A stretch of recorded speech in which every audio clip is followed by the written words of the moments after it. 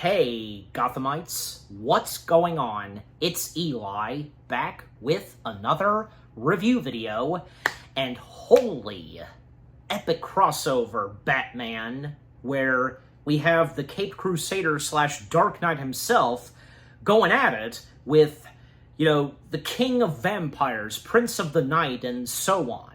You get what I'm saying? And, well, yeah, because you read the title, you know what this is, and a part of the Halloweenish reviews that I'm reviewing on the weekends. Yes. And, yeah, this is clearly, without a doubt, the perfect animated film, I should say, that has something to do with Batman that is perfect to watch around Halloween time.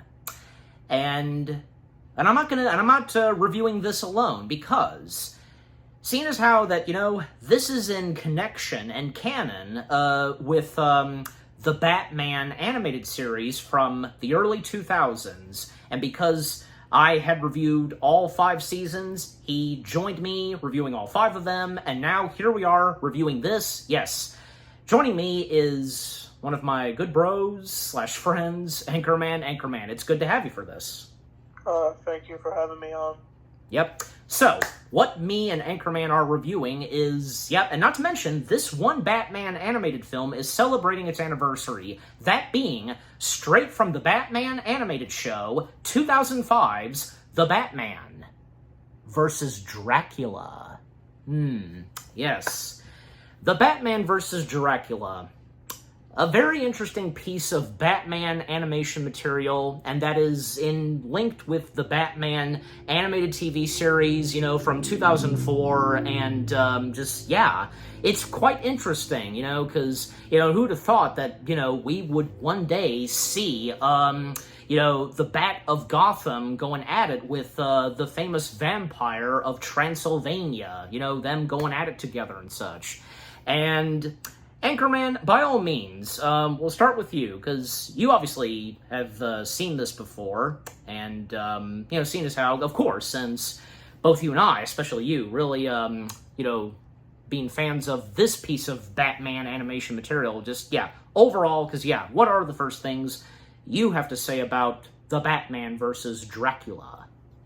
I really like this Batman movie. I think it's the more underrated animated Batman movies, since this came out before DC decided to do a whole bunch of DC animated movies. This is like an early start to it, and I got this movie at an old DVD store that's no longer open, but this is like my early start to watching the Batman, because it was hard to track down on DVD, but I was able to watch some of the first season and this movie, and I think it really pulls off well with the animation and the voice cast. And that's what I think of The Batman versus Dracula.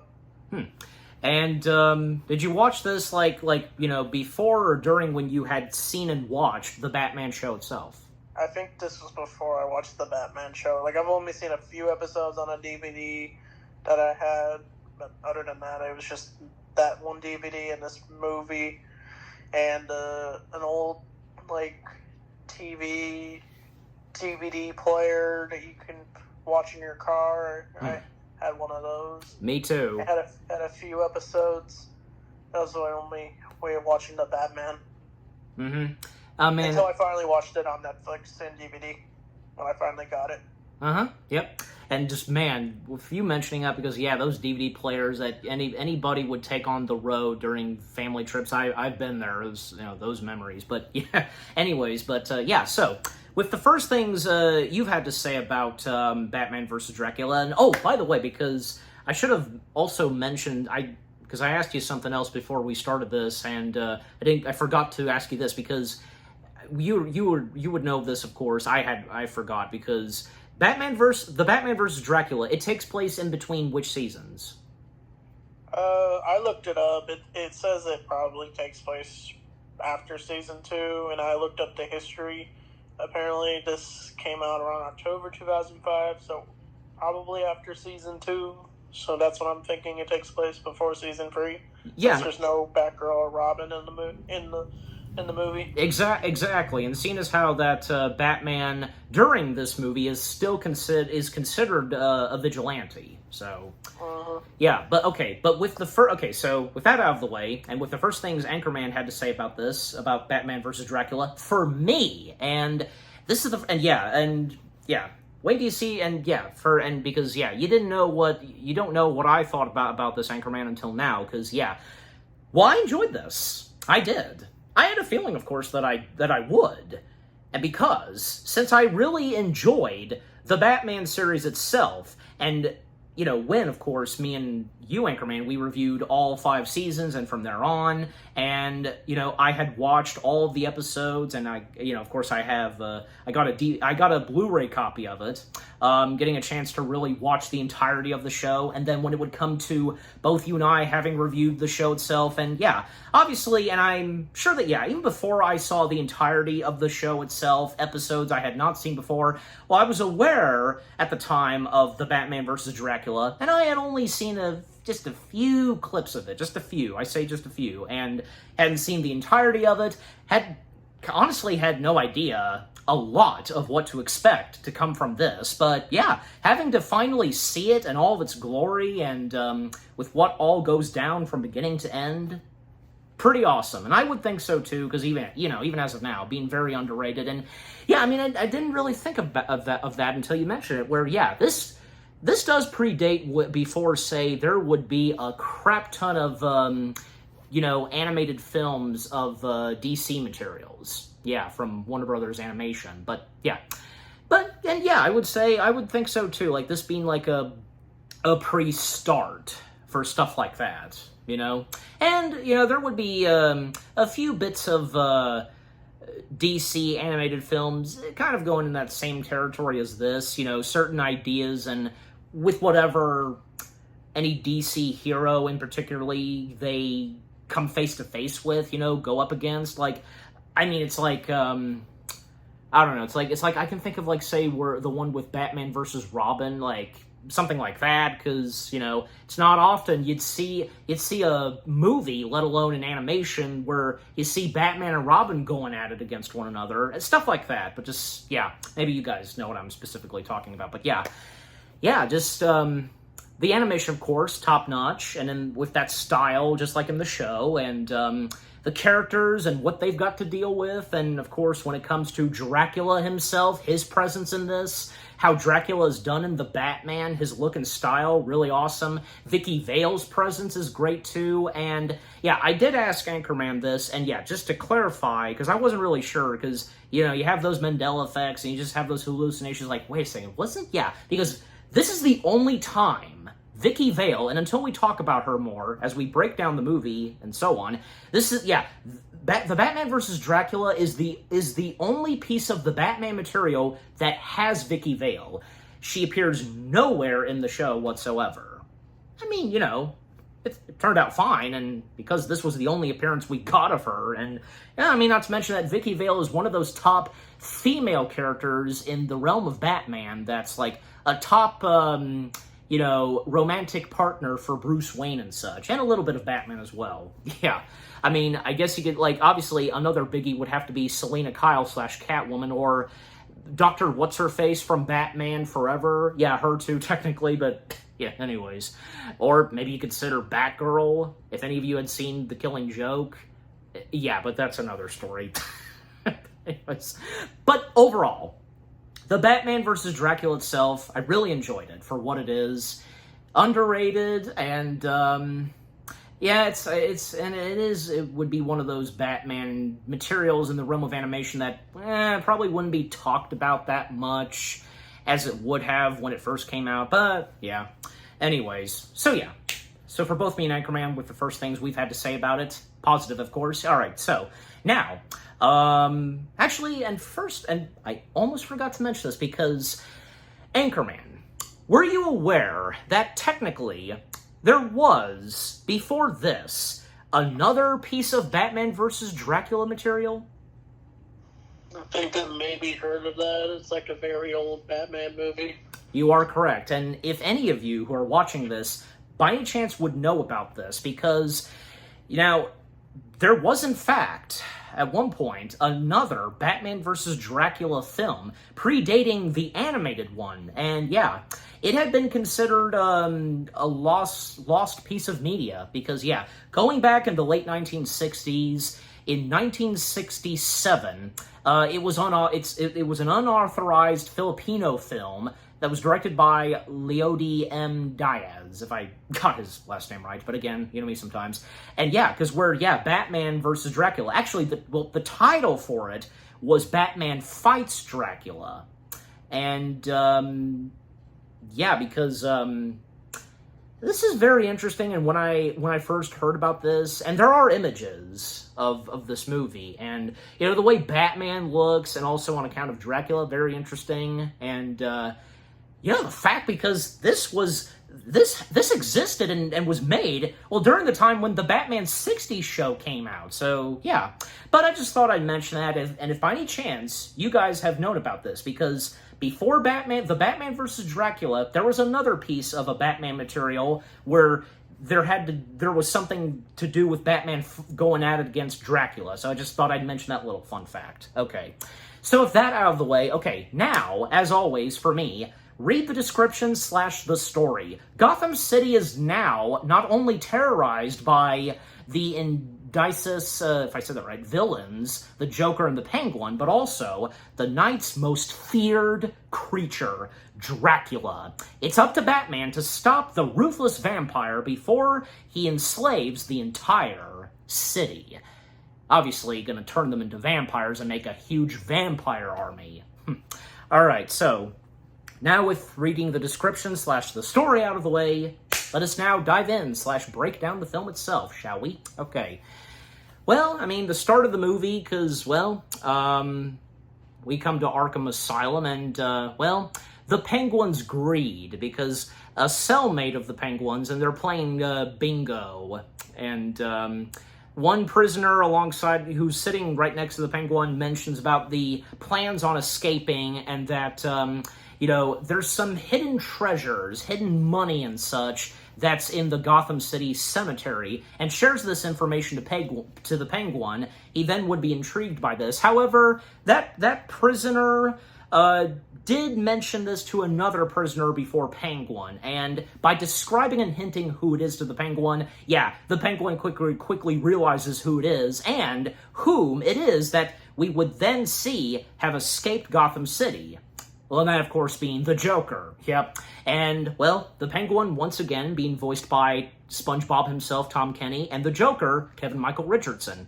So, yeah, the Penguin and Joker, they race to Gotham Cemetery in search of a rumored buried treasure, as was mentioned by that prisoner that was talking with the Penguin. And like, say, yeah, I mean, like, Joker, at one point, and as they were, like, making a race to that cemetery, Joker offered a handshake, like, you know, considering a partnership, you know, with the Penguin. But I think it's obvious. In fact, Penguin was a bit suspicious, but, I mean, he went along with it, shaking hands, but sure enough, a hand buzzer, and, yep, so the Joker proceeding on. However, the Batman, of course, stepping in, taking on the Joker, and the Batman, once again, being voiced by Reno Romano, and / Bruce Wayne. So a fight between the Batman and the Joker, Batman on Joker's tail, and then it would lead to, say, yeah, where they're at a dam, and, well, yeah, basically, like, Joker was holding on for his life, and the Batman, I mean, he offered his hand, but when seeing the buzzard, like, it was all happening too fast for each of them, and, well, the Batman, he just let the Joker fall into the water with the hand buzzer active, which that would lead to the Joker being electrocuted to death, or would he? Alright, but we'll come to you, Anchorman. Okay, with the first things I've had to say about the opening from Arkham Asylum, a race to the Gotham Cemetery, Batman showing up, etc., what have you got to say? I like the opening. We also see Calendar Man and the ventriloquist make a cameo in the Arkham Inmates. Scarface, yeah. Yeah, the Scarface. Mm-hmm.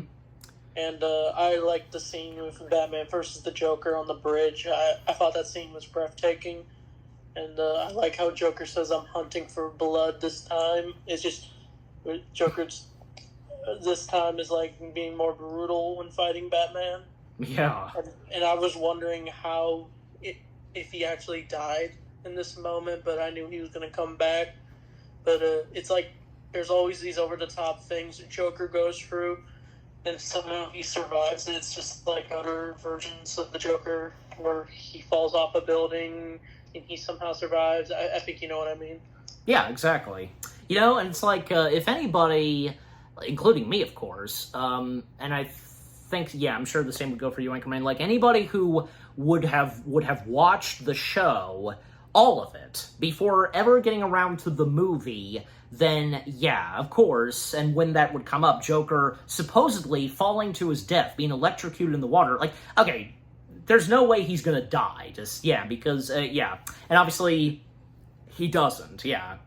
I mean, it's been very rare. There have been very rare times in anything Batman where the Joker has actually died. I mean, it's like Batman Beyond, like, that's a good example, or Batman Arkham City, that too. However, despite that, with those things happening, Joker always had found a way on coming back from the dead, so, yeah. But anyways, so, continuing on, because, yeah, I mean, then, yeah, Penguin, because Batman lost the track of the Penguin, and, well, the Penguin, he's made his way to, inside the crypt, and the Penguin, what he comes across is not something that contains treasure. Instead, this very interesting coffin that's been chained up, and he then cuts down the chains with the blade that's in his umbrella. However, this would lead to, and cause, I should say, for his, his hand to be cut and dripping blood, attempting to open the coffin. And because he found nothing, and all he found was a corpse, a skeleton corpse, well, blood drips into the corpse, and there's a bit of, like, organs and such left in the corpse, the skeleton, and, well, that resurrects the corpse, which being Count Dracula. Yep, bringing the vampire himself back to life. And, yeah, and of course, well, with Dracula being summoned, yeah, it's not going to look too good for Gotham, that's right. And Dracula being voiced by Peter Stormare. Now, with the first things we've got to say about Dracula, the other titled character of this film, like, Anchorman, we'll start with you. Like, what say you on Dracula and, this variation of Dracula in this piece of Batman?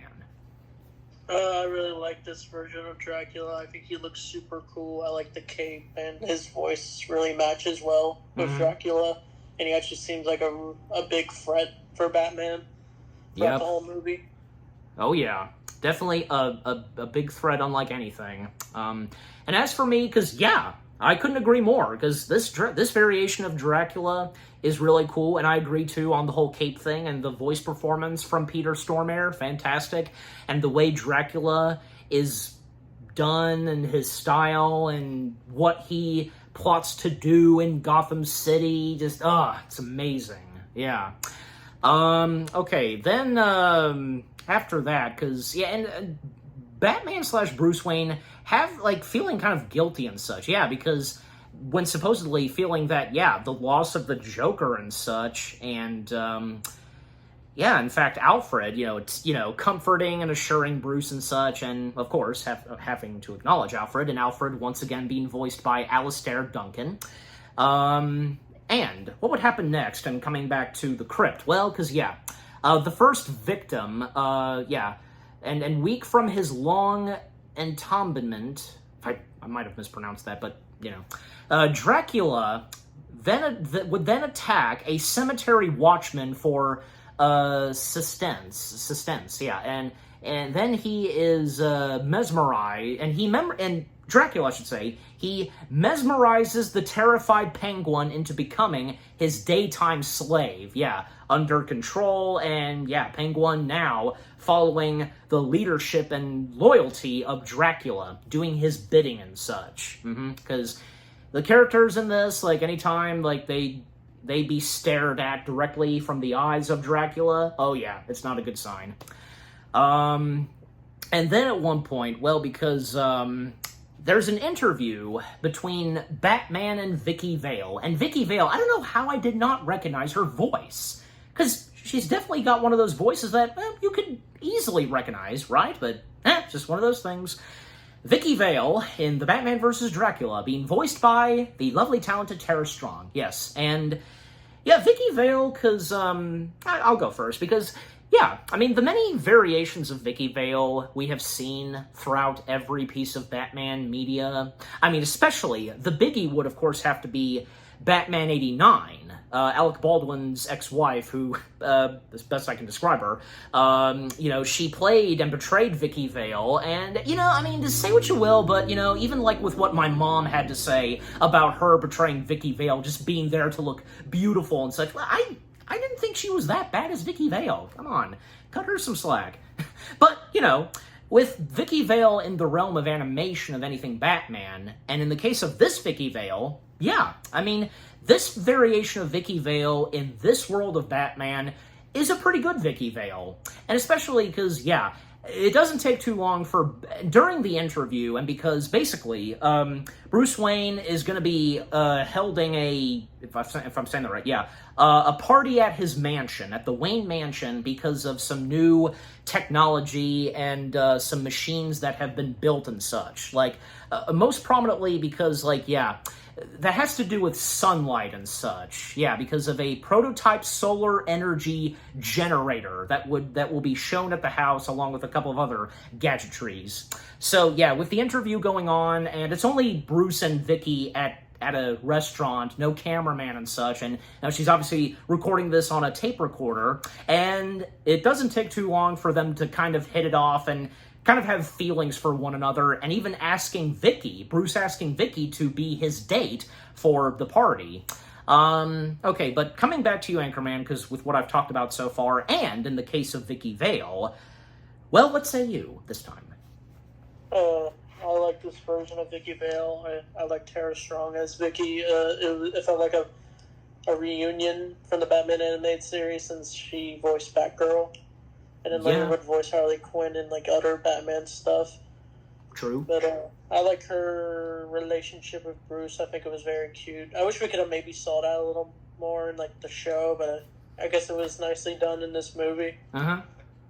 And the way Penguin brings back Dracula was wild. I didn't expect them to actually show blood in this show, since, you know, it's meant to be a kid's show. Yeah.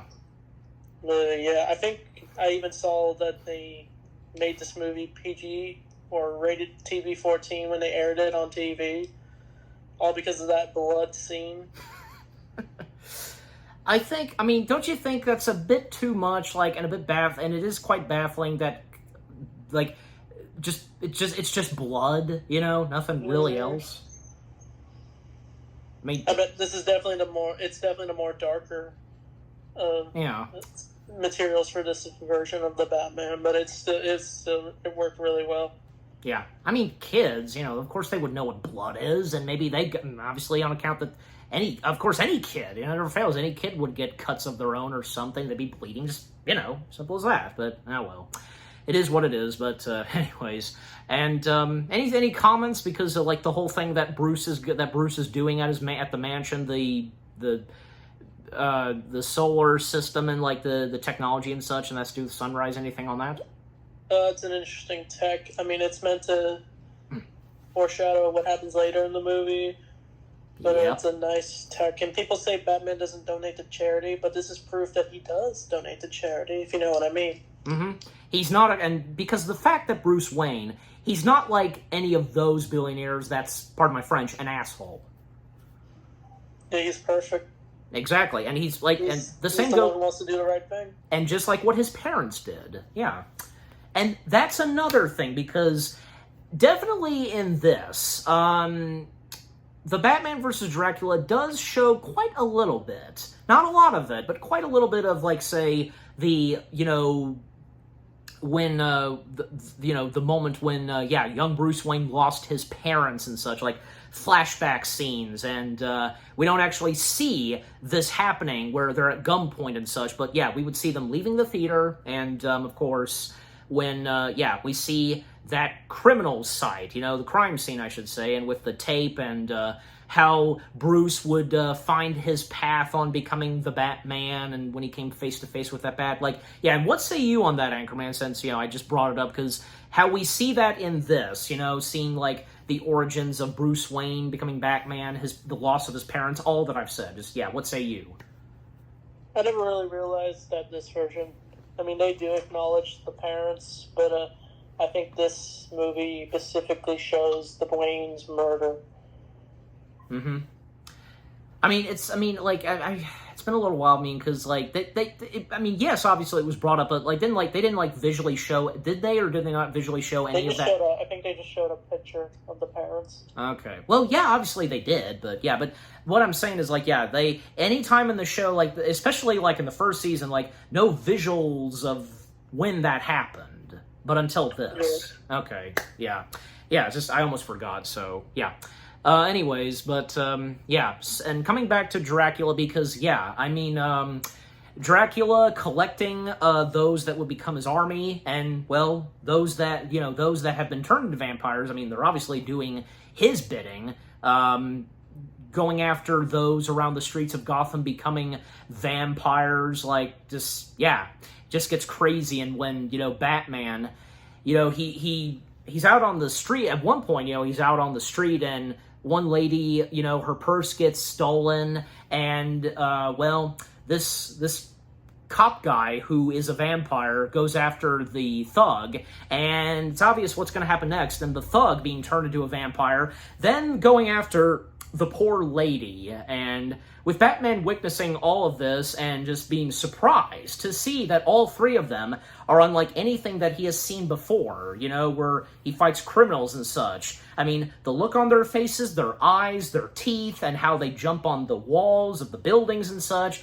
and when it would lead to, say, them going up to the subway train, the tracks of the subway of Gotham City, and when Batman at one point attempted to have them be crushed by the incoming subway train, but they got away, so, yeah. Anything for you to say on that whole sequence, Anchorman?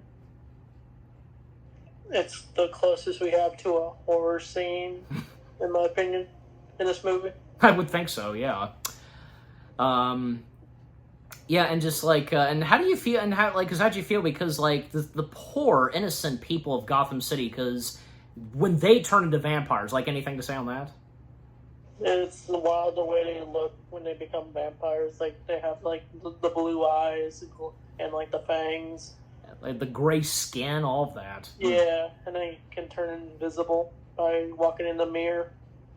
Yes, well, that being a big thing for vampires, because vampires cannot see that, when you're with a vampire and looking in the mirror, you don't see the reflection, so, yeah. That's always been a trademark for most vampires in media, but anyways. Just, the look and design of the vampires and how they're portrayed in the Batman vs. Dracula, pretty well done. Well executed.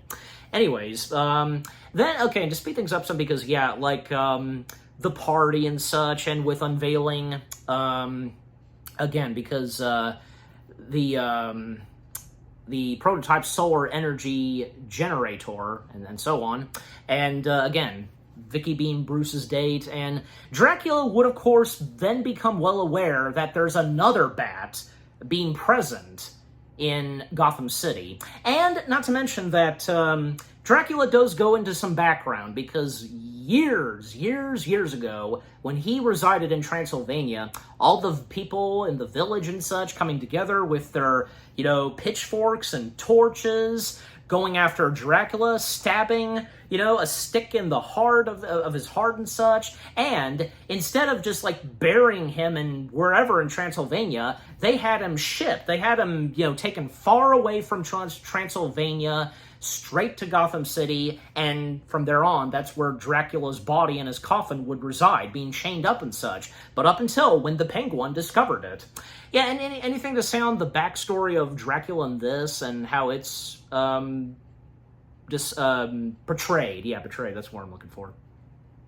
It seems pretty good. I like the flashback sequence of Transylvania. It looks very accurate to most versions of Dracula's story. Absolutely.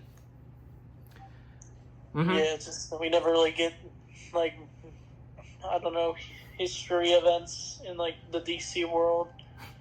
I feel like this is, like, the closest we can see is something like that. You know, especially on account that, I mean, you know this, we know this too, because, you know, how DC Comics have incorporated the monsters, you know, from Frankenstein's monster, Bride of Frankenstein, all of that, and especially now with Creature Commandos, we have the Bride of Frankenstein and Frankenstein's monster. So, yeah, that is a good example right there. And that's really awesome. I love it, where, yeah, incorporating classic monsters that we know so well, especially in, you know, the category of the Universal monsters, and them coming into the DC Comics, and in a really good way. That's amazing. Yeah. And, you know, with what's in Creature Commandos,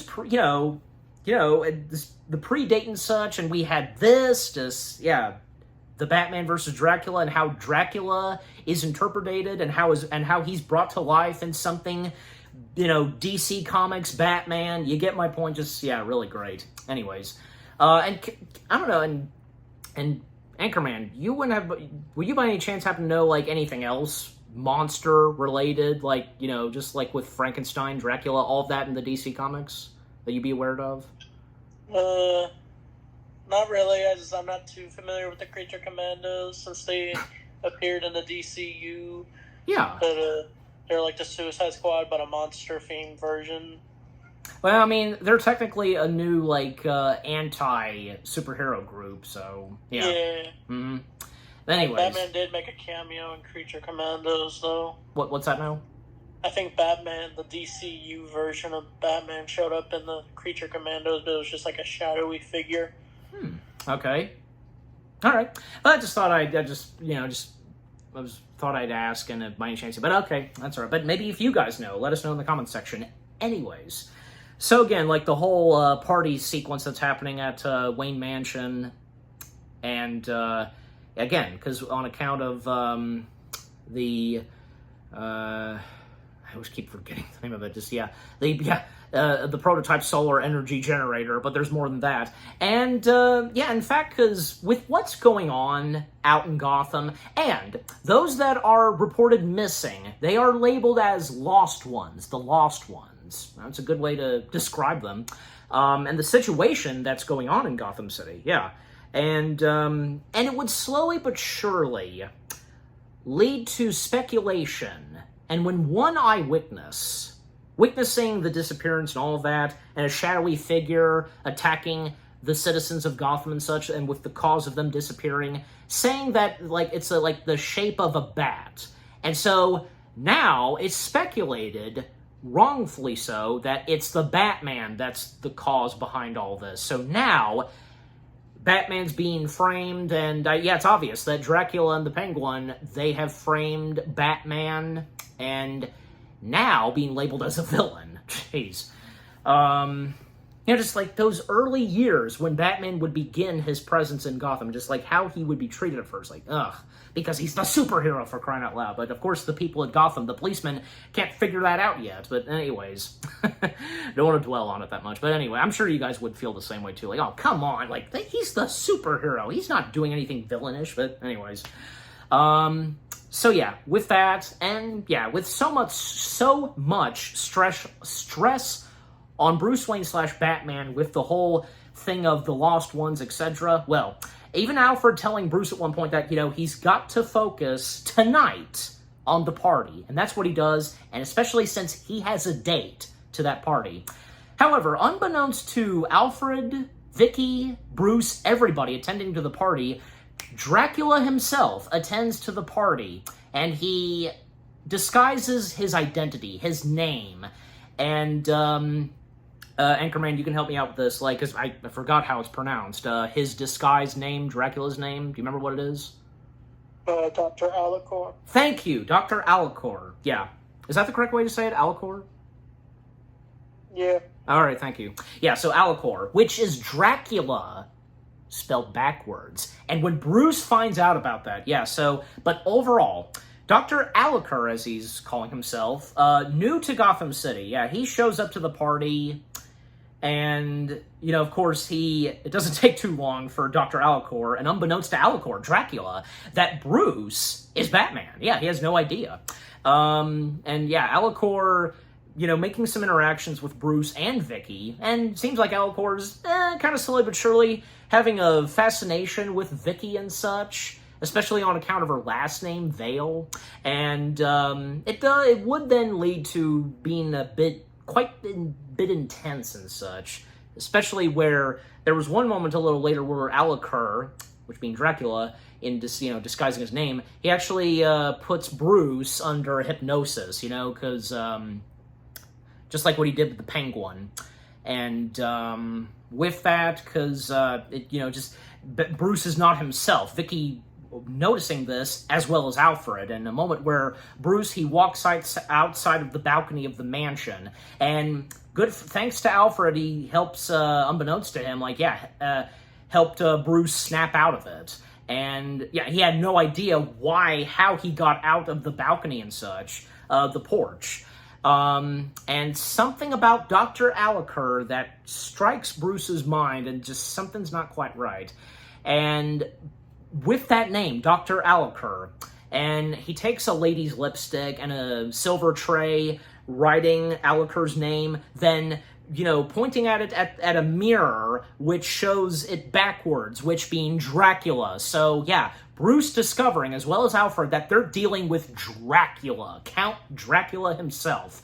Not to mention, a little earlier, there was a moment where the waiters that were serving at the party, Alfred, being the main boss, I guess you could say the drill instructor, telling the waiters to do right and so on. One that was a bit hesitant and so on.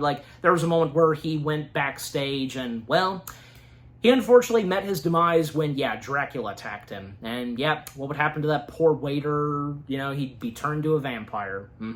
So, with Bruce discovering that they're dealing with Dracula, and how else is Batman going to take down someone like Dracula? That's the thing. But coming back to you, Anchorman, because with what I've talked about so far, with the party happening at Wayne Mansion, the first encounters between Dr. Alucor and Bruce Wayne, and from there on, and when Bruce discovers it's Dracula, what say you? I like this dinner sequence, the dinner party, and, well, not really dinner party, just the party, but, I liked how Dracula just disguised himself in there, and there's little hints of him being a vampire to Bruce, he doesn't like the garlic, or turns invisible. Yeah. His last name, and I like Alfred's scene with the waiter, and Alfred's, all serious about running the party, but the waiter's not at all. No. And then he gets turned into a vampire. Yeah, especially Alfred pointed out to the waiter that his shirt was sticking out. It wasn't tucked in like that. And you reminded me, and I was going to mention this, the garlic, because, one of the dishes served on the trays that the waiters hand out contains garlic. And we know, of course, that vampires are not too keen on garlic. Yeah. In fact, Bruce noticing this, that Dr. Alucor, not wanting anything to do with garlic, but tries other dishes and such. Yeah.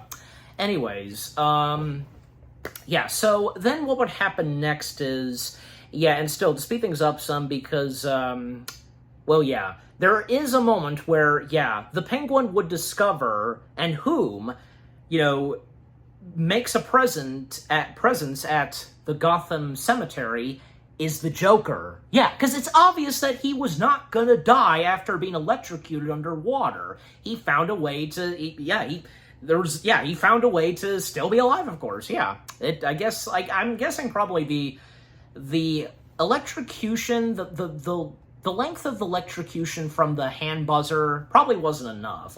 Obviously it stunned him, but probably not enough to kill him. Yeah. I mean, what do you make of that, Anchorman? Because, do you think probably wasn't enough electrocution from the hand buzzer to have killed Joker underwater?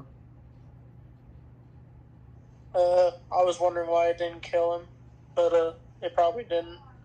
Probably. Yeah, that's all we can say right there. But anyways, so Joker making a presence and still determined to go to the crypt where supposedly the hidden treasure is. And for once, Penguin's very serious about this, and, he doesn't want Joker following him. He's trying to get away from the Joker, and with the Joker following him down to the crypt / to the catacombs. And what would happen next and where this would lead to, well, Joker coming face to face with that coffin of Dracula's, opening it, not finding treasure, but finding a very nice looking corpse, as he says.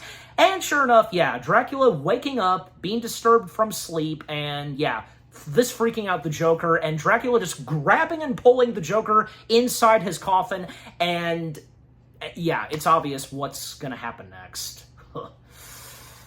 Poor Joker couldn't catch a break on that, because first with being electrocuted underwater, now this happened. Oh well. And coming back to Bruce, because as Batman, still determined to figure out all this on account of the lost ones, and now that he knows specifically, most prominently I should say, that they're dealing with he of course is dealing with Count Dracula. And a moment where, say, it would lead to Bruce and Alfred going into in a special room that has to do with his father's stuff, and attempting to find a cure to cure all of those who have become vampires. And hopefully, if this is possible, they can go back from, being their regular selves as, they return to vampires. And some certain weapons that his father had kept, like a crossbow, like that, and, and so on. Also, a bit of garlic would be used as well, but just, overall, because the attempts on using the cure, and also, not to mention, using power of the prototype solar energy generator, because, using some blood and testing it out and such, just all that, scientific stuff, and in the Batcave. But meanwhile, because of what happened to the Joker, well, this would lead to where at a blood bank, of course, it'd have to be a blood bank, where else? The Joker, who is now a vampire, invades the blood bank, attacking an innocent nurse at the front desk, and Batman receiving a distress call, and, trouble going on at the blood bank. And of course, Batman in action, going to the blood bank, and the entirety of being in the blood bank, discovering Joker's presence, and Joker having become a vampire, and he's the only one, out of everyone that gets turned into a vampire, he's the only one that has dialogue as a vampire. Just that whole sequence throughout the blood bank was pretty good, and just, Batman going up against vampire Joker. That's pretty much what he is. And, attempts and ways to try to take down vampire Joker and, causing some blood to be spewed out, all of that. But in the end, Batman, he manages to capture vampire Joker and keep him in a cell in the Batcave, Okay, but coming back to you, Anchorman, because with what all I've talked about so far, and on account, of course, of vampire Joker, well, what say you? Vampire Joker looked terrifying the way he jump-scared the nurse. Yes. That looked like straight out of a horror movie. Oh, yeah, definitely. And then, Batman shows up and tries to fight him until he bumps into the real Dracula. Uh-huh. And then we get that fight sequence. Yep. And anything else, and anything to say on the whole thing of Batman making a cure for those that are the lost ones, as they're referred to, being turned back into their normal selves? Yeah, I like the way he does the cure. It's like a blue gel that he uses to turn them back. Mm-hmm. And anything to say on, the entire sequence and such where, they're Batman and Vampire Joker at the blood bank? It was a pretty wild scene. Mm-hmm. Yes, and okay, and also, can't of course forget to mention about when Batman and Dracula would come face to face with one another. The first interrogation, I guess you could say, the first scene where Batman and Dracula come face to face with one another. Of course it did not disappoint. And, well, yeah, like, each of the dialogue that they share, and even at one point Dracula was interested in having Batman become a part of his legion, you know, being a part of his vampire army, but, well, Batman, of course, he's not going to say yes, and yeah, and of course it doesn't take too long for Batman and Dracula to fight it out.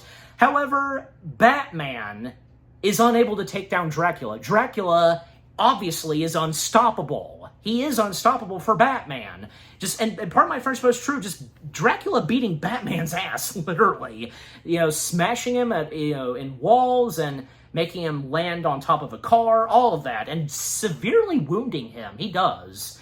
Not very critically, but still, you know, it's not too good. You know, very badly hurt. And yeah, just Dracula, you know, making threats to Batman, and on account that the sun is rising, as we all know, vampires being very allergic to the sunlight and only could be present during the nighttime. Well, and hence, you know, Dracula took control of Penguin and making him his, you know, daytime slave. Yeah, the Penguin doing Dracula's bidding and doing some tasks during the daytime.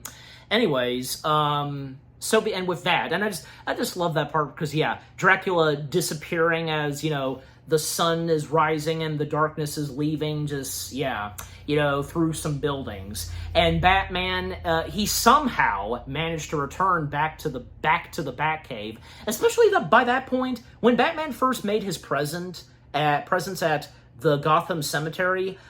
Reinforcements had shown up, policemen and such with rifles, because, yeah, again, Batman being framed for all of this and being now labeled as a bad guy / villain, yeah, them being there and, well, just trying to shoot down Batman. And man, Batman being lucky that no policemen were there when he got badly wounded and him making his way back to the Batcave. Obviously, he took a shortcut, you know, somewhere, you know, underground that leads to the Batcave. It's obvious, of course, Batman having those.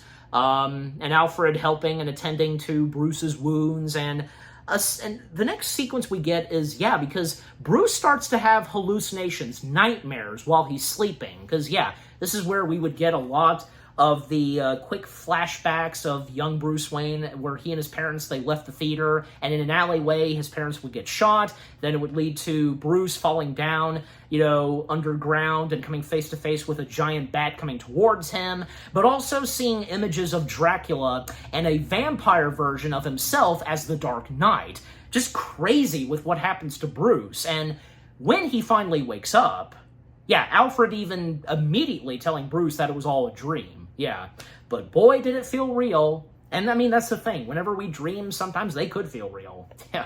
All right, but coming back to you, Anchorman, with what I've now talked about so far, the first confrontation between Batman, Dracula, Batman not able to take down Dracula, then it would lead to Bruce having nightmares, all that I've said, well, what say you now? This is easily the best fight sequence in the movie, one of them. I love how they're jumping on rooftops and Batman's trying to do everything to fight Dracula, but he just dodges his moves until sunlight is able to save him at the last second. Oh, yeah. Absolutely. And anything on the nightmares that Bruce has? They were interesting. We saw what Batman looked like as a man-bat. Yeah. Well, as I said... Or a vampire. Yeah, well, I clearly said, you know, like, a vampire version of him as Batman in the getup. All right, but, okay, so there was that. And still to speed things up some, let's now talk about Vicky Vale's capturing, because almost throughout parts of this film, because, yeah, Bruce growing a likeness for Vicky, and in return, Vicky the same thing. In fact, there was a moment where Vicky was going to have a date / dinner with Bruce at the mansion. However, Batman being too busy and with things being complicated where, yeah, he actually is still, you know, cracking down with making the cure, but also the fact that he has Joker in a cell, offering Joker some of his blood, and trying to get Vampire Joker to talk to know where Dracula is hiding. But Vampire Joker's not talking. But there's, obviously there's going to be a way for Batman to get Vampire Joker to talk, whatever it takes. And Vicky actually, for a little while, had been studying and doing some research about, young Bruce Wayne, the loss of his parents, and, Vicky just being a really great character here, where just, understanding, like, one thing is that, and I think, good point, where because of the loss Bruce dealt with at a young boy, just not wanting to lose anybody else, even up to now, like, that he cares so much about. So, and obviously she would know this, that Bruce does care about her and wouldn't want anything bad to happen to Vicky and so on. Yeah. But of course, little does she know, like, what is actually going on with Bruce. Yes, like the whole thing on protecting those he loves and cares about so much, and on account that he is Batman, and with the criminals he's going after. That whole thing, just, yeah. And we've, and for any other superhero that's in that same territory too. Superman, Spider-Man, need I go on? Just, yeah. But, I mean, of course, even though, because, like, with that, most of the time, those superheroes they care about so much, they still end up getting captured. Even those that know they are those superheroes. But anyways. Do you have any comments on that, Anchorman, with what I just said? Yeah, I like Vicky's role when we're researching Batman, and Batman caring for Vicky. I always liked that part of the movie. Mm-hmm. And as I said, how Vicky, seems to, understand, with Bruce's situation, really caring for those he cares about and not wanting any harm inflicted on them. Yeah. Yeah. But anyway, so but to talk more about the whole thing of Vicky Vale's capturing, because, Dracula's deception, because, disguised as a cultural, because he was, as an anthropologist, because, he attended the party, and as I mentioned, like, starting to have an interest in Vicky Vale, he develops a sinister interest in the reporter herself, and, and whom is dating Bruce Wayne. And, after Batman being framed and such, Dracula would then capture Vicky with the goal of using her soul to resurrect his long-dead vampire bride, Carmilla. Yeah, by taking the ashes of his late wife, and, with the vampire magic and such, and, taking Vicky's soul, and by resurrecting Carmilla. Yeah, crazy.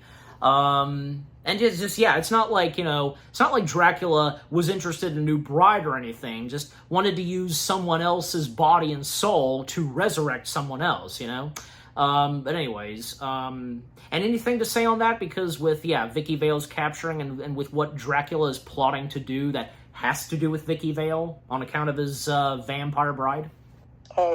It shows that he has he's like obsessed with Vicky, and he feels that she is like the bride to Dracula, and basically wants to use her to basically bring back his wife. Mm-hmm. Yeah. I mean, how'd you feel on that? Because it was interesting. It was interesting, yeah.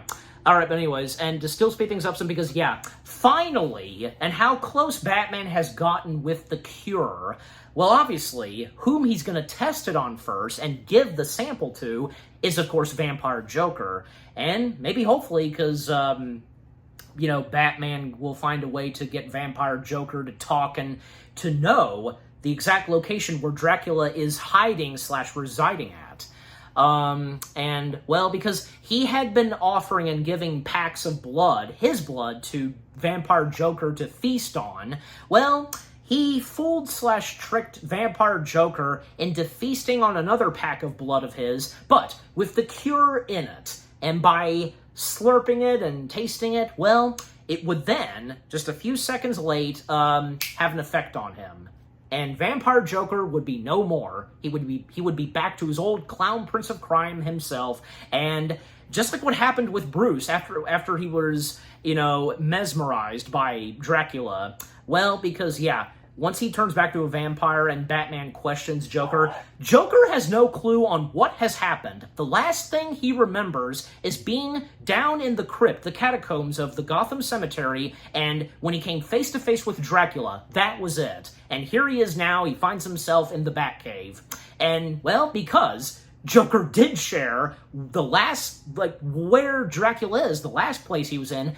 Now Batman knows, and now Joker is going to be taken back to Arkham Asylum, and that's the last we see of Joker in this film.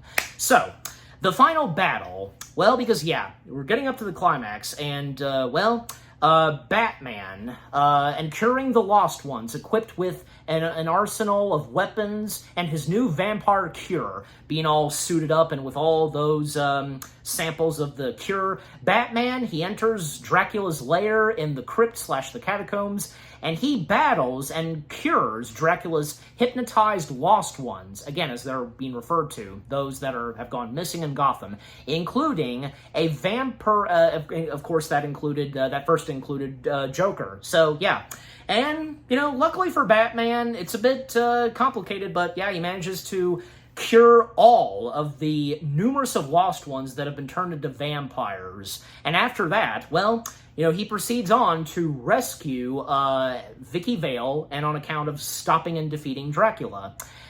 And with Dracula luring, because before that,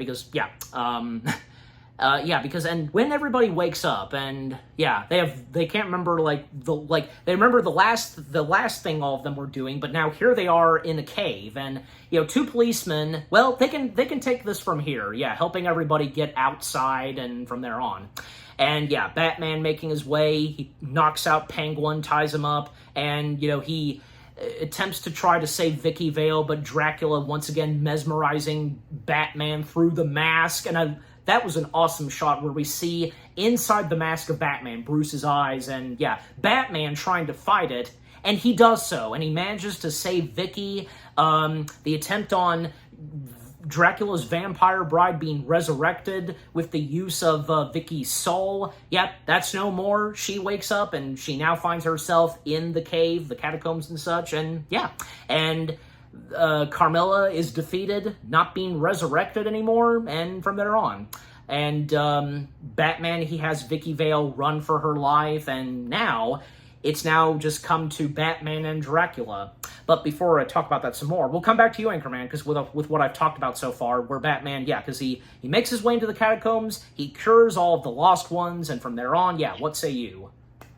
I like this sequence of how he's able to fight all the citizens and just turn them all back to normal. Mm-hmm. And he does prevent Vicky from becoming dead from Dracula. Mm-hmm. And also that moment where Batman, he fights Dracula trying to mesmerize him and such, and that scene was really good. And that shot where we see the inside of Batman's mask. Yeah. I like that. Yeah, that was awesome. All right, but continuing on, and because up to the climax, because the showdown in the Batcave, because Batman, he would lure Dracula into his secret base, the Batcave, that is. And Alfred, witnessing this, and this is the first time he's seen Count Dracula in person, and there was one moment where Dracula threw the Batmobile into the waters.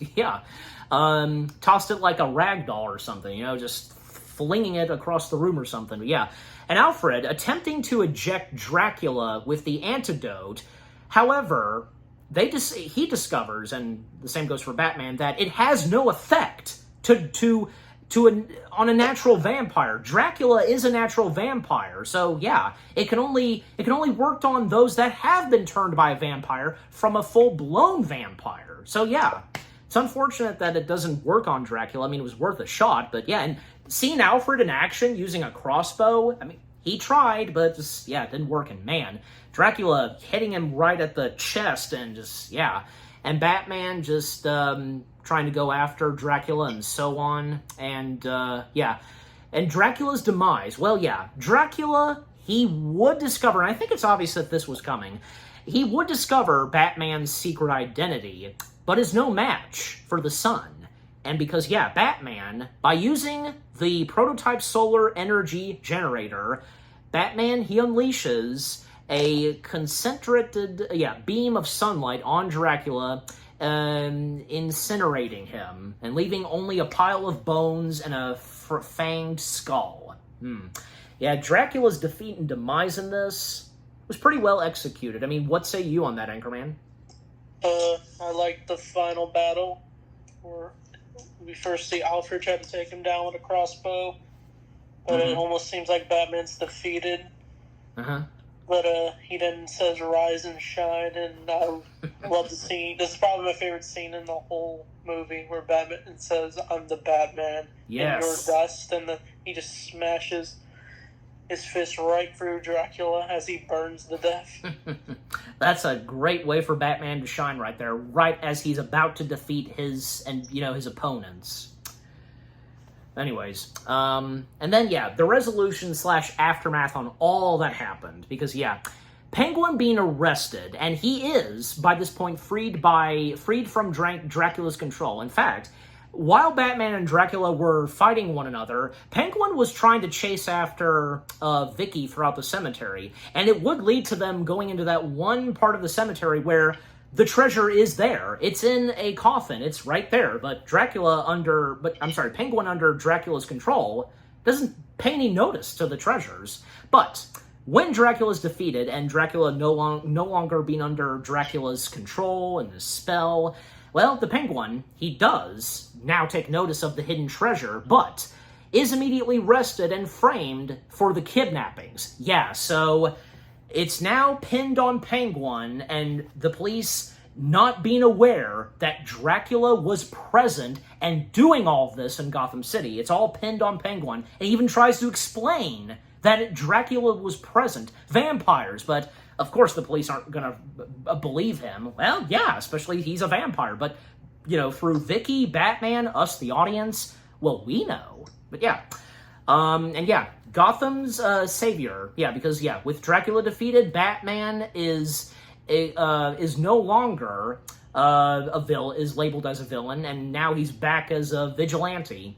And Batman is accentuated, and Vicky, he is, as I just said, and Vicky Vale being saved, and Batman resuming his duty of protecting Gotham from criminal threats. And, well, because the way the film ends off, because, it's kind of just like what happened, kind of like what happened with Batman 89, because, where Bruce and Vicky's relationship goes. I mean, even though in Batman 89, Vicky found out that Bruce was Batman, in this, no, she never does. And, I'm guessing probably just, sadly, it just wasn't meant to be for both Bruce and Vicky. In, even besides, say, he's Batman, just, Well, anyways, but but coming back to you, Anchorman, because with the epilogue and the resolution, what say you?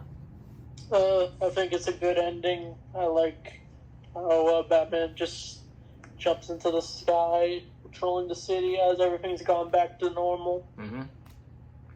Yeah, and I wish we could have maybe saw Vicky again. This one appearance was good. Yeah. And, what? It's kind of like Vicky Vale and the Batman's kind of in that same territory as Detective Yin. Wouldn't you say so? I would say so. I think because I think it's obvious. Because it's like, after a while and after a few seasons, then Detective Yin just vanished. Like, what the heck happened to her? Just, she's all of a sudden no longer important to the storyline and being one of the main characters, And, well, Vicky Vale, just appearing in the movie, not appearing not even once in any episode of the show. But, not to say it's bad, and not to sound negative or anything like that. I mean, with that, it all turned out fine.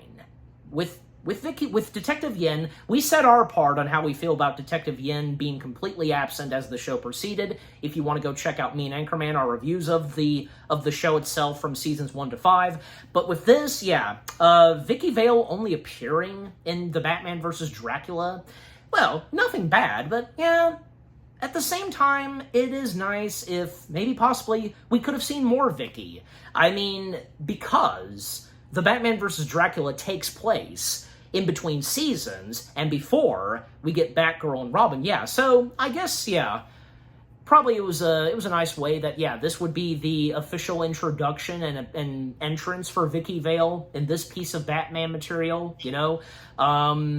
And, you know, who knows if maybe they had considered maybe possibly that Vicky could have appeared maybe in the later seasons, but it all turned out fine, just, yeah. But anything else for you to say on the ending to the film, Anchorman? I think I'm good. Okay. Oh, I was wondering, you think Batman technically kills in this movie since he kills Dracula? Well, the way I view it, it was probably acceptable. It was probably acceptable of Batman to do so, because there's no way Batman was able to stop Dracula, throw him back in his coffin, lock him up, all of that. There's no way that would have been possible. And Dracula, being that kind of villain, where he's too dangerous to be kept alive. So it had to be done. Obviously, Batman knew that he had to kill Dracula. And you know what? I think it seems... I mean, we know, of course, Batman does not kill, but this... it does seem acceptable. It's like how I feel, I don't know about you, Anchorman, because how I specifically feel about the whole thing of, in Man of Steel, where Superman had to kill Zod, because, well, Zod, he was a complete psychopath. He, too, was too dangerous to be kept alive. I mean, do you have any quick comments on that, too, if you're on the same page as me with Man of Steel? The way he snapped Zod's neck was crazy. Yeah, but I mean, look, I mean, he had a choice, and it was happening all too fast, and he had to do what he had to do, so... Because this variation of Zod, he was, yeah, being a psychopath and just too dangerous to be kept alive, because Zod was going to kill mankind, so, yeah. And again, but coming back to this, because with how Dracula is being unstoppable, it did seem acceptable. Yeah, I mean, and what say you, Anchorman? Do you think it turned out fine with having Batman kill Dracula? Yeah, it turned out fine. Yeah, I feel the same way too, and if you guys feel the same way too, let us know. All right, to wrap up and with our final thoughts and such of the Batman vs. Dracula. Yeah, the Batman vs. Dracula, a really great piece of underrated Batman animation material to come straight from the Batman animated TV series from 2004, etc. Yeah, everything that the Batman vs. Dracula had to offer was pretty good. From the storyline, Dracula being in something Batman-ish, and, you know, and with, how Dracula was portrayed and done in this, and with, Batman and Dracula going toe-to-toe with each other, and with the appearances of Batman's arch-enemies, the Joker and the Penguin. The Penguin having a lot to do with this, and the same goes for Joker, because, he would become a part of Dracula's vampire army, becoming Vampire Joker. That was awesome. Vicky Vale's presence, the Lost Ones, many civilians of Gotham being lost and missing, well, because on account that they've been turned into vampires. The whole thing of the cure, and the whole thing of the prototype solar energy generator, the relationship going on between Bruce and Vicky learning and doing research about Bruce, and for us to see flashbacks to visually see the events of young Bruce Wayne and the loss of his parents and how he would find his path becoming the Dark Knight / Caped Crusader himself. The music and score, the animation, fantastic. And the climax, just everything about the Batman vs. Dracula for me was really good. I really enjoyed this. Okay, what say you, Anchorman? Your final thoughts and so on the Batman vs. Dracula. I think it's a good Batman animated movie. I definitely picked this as one of my favorite DC animated movies since there's so many. Yeah, good. And I really like Reno Romano as Batman. and the guy who played Dracula in this, and Tara Strong is Vicky Vale. I think it was a great cast, and the guy who played Alfred, of course. Yeah, I think this is definitely the deeper, like, parts of the Batman universe from that world of Batman. And here's something else, because I thought of I was thinking of this a little while watching this, but yeah, don't you feel as though that the Batman versus Dracula has a different vibe than, say, the show itself? What do you think? Yeah, I think so. Yeah, I mean, yeah, but not in a bad way. I mean, it's still having that vibe and feel of the show, but at the same time, something still different, you know? Just nothing bad, of course, but yeah, just one of those things. I mean, hey, when it comes to shows and movies, it depends, but yeah. Anyways, but yeah, so, all right, and yeah, so with our final thoughts and such, yep, out of the way, because yeah, how we rate the Batman versus Dracula. We'll start with you, Anchorman. How do you rate this? How many stars? I think like an 8 or a 9. Like 8, like in between 8 and 9 stars? 8 and 9.5 stars? Yeah. Okay. All right, so like it's either 8 out of 10 or 9 out of 10, like in between those, like a tie, I guess. Yeah. All right, so it's a tie for you. And as for me, well, I mean, you know, what the heck? I'm gonna give this 9 out of 10 stars. Yes, 9 out of 10 stars for me. Yeah, for the Batman versus Dracula. Yep, 9 out of 10 for me, and it's a tie for you, Anchorman, so yeah. Anyways, and by the way, Anchorman, you do realize that now that we have reviewed the Batman versus Dracula, we've pretty much have reviewed the entirety. We're complete on reviewing the entirety of the Batman itself. Yeah, feels great. I was going to ask, yeah, and for me it feels great too. Mission accomplished for both of us, I guess you could say. Woohoo! All right, so yeah, so you've heard what me and Anchorman had to say. It's a tie for him between 8 out of 10, 9 out of 10, and for me, it's, 9 out of 10 stars. Yeah, so there you go. And yeah, it's great to see that we have completed by watching and reviewing the entirety of the Batman itself, and to end it off with this, the only movie that has to do with the Batman. And just, yeah, how very fitting is it? And just, you know, the fact, because what a way to end it off, you know, the journey we did, and just, yeah, now to do this. I mean, obviously we were going to review this, and yeah, now we have, yeah, just the Batman versus Dracula. Fantastic. Okay, so what about you guys? What did you think of the Batman versus Dracula itself? What are your fondest memories of this? If, by any chance, you saw this when it first aired, or when you got a DVD copy of it, or if you saw it later on digital, is it one of your, you know, favorite pieces of DC animation material, movies, that is? And, you know, and did you watch this, like, while you watched the Batman itself, or after? You know, depends on, like, yeah, just when you got around to this, or if you watched it in between when the show was out. Yeah, that whole thing. Favorite moments with what goes on with the characters, Dracula himself, Vicky Vale, Vampire Joker, The Lost Ones, the proto-solar energy generator, The Cure, all that stuff. And yeah, with the presence of Penguin and Joker, what goes on with Batman, the relationship between Bruce and Vicky, seeing some flashbacks of young Bruce Wayne, his parents, all that, just, yeah.